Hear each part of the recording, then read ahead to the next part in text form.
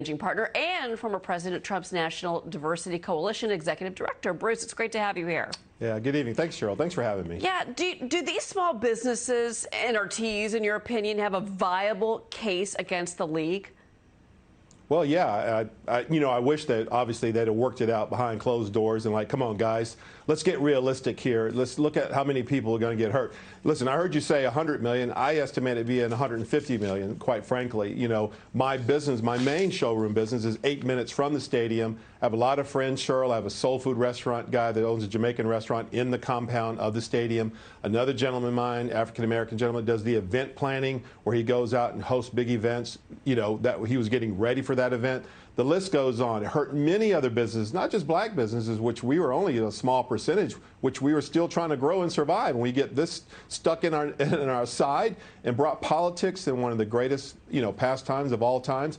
I hope that it doesn't lead to that. I hope they get to a negotiating to that, hey, maybe we were wrong. Let's put this back. Let's keep politics out of our ball games and let's get some common sense back here. And I hope that's where this goes. I don't know if that's going to happen because Vice President Kamala Harris just issued a statement about voting rights, exactly what the controversy is here. And she said in the statement more than 380 bills have been introduced across the country that would make it harder for Americans to vote. These restrict the options for them. Our administration will not stand by when confronted with any effort that keeps Americans from voting. But the Georgia rights law, we've gone through the fact and the fiction of this here at Fox News and Fox Business, right. And it's just not the case. That's just not the case. They're basing this on, I'm not sure what they're basing this on.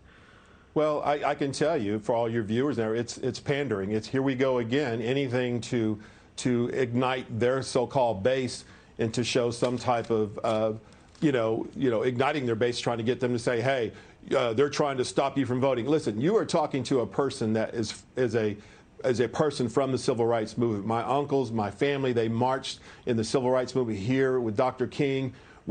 Obviously, for all the viewers, look at the black and white. They're wearing the suits and ties during protests, and they leave at nightfall. Hint, hint.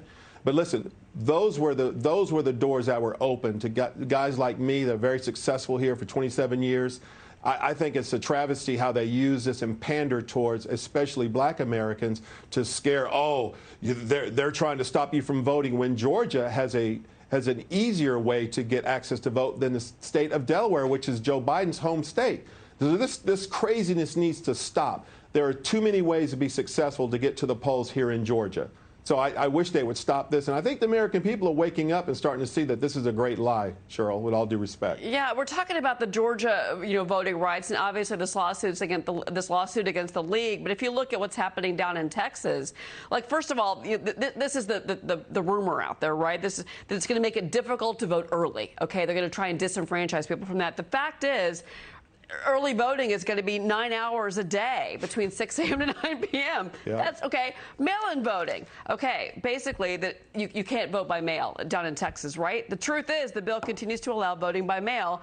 Basically, it's for unsolicited mail-in ballots. I mean, it seems to me that what's happening in Texas, what's happening in Georgia is all the same story, that we're politicizing voting when the truth is voting rights are still protected in Georgia. Yeah. I'm wondering if this is going to be the basis of this lawsuit from Ortiz and this group.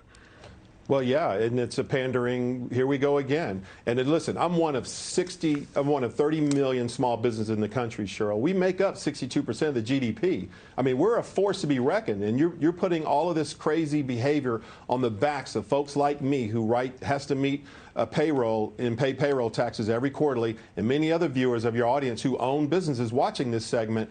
This has to stop. This is only aggravating and making it worse when every single state. Listen, we're not in 1950. I know the United States, we've had some dark past in history, but we've gotten better. We're getting even much, much better. And there's too many ways in every single state to be successful, to go out and vote, as in some states 6 days a week, 9 hours, and the list goes on. So I think they need to stop this, and I hope the American people will wake up and see that this is, here we go again, another assault on pandering, once again, to try to control a base. I have to say, I am so sorry for all those businesses in Georgia. I covered the Atlanta Super Bowl, and I mean, it was amazing what a huge sporting event like the Super Bowl did for Atlanta. And here we are right now. We'll see what happens with this lawsuit. Bruce, thank you very much. Great. Yeah, thanks, Cheryl. Thanks for having me.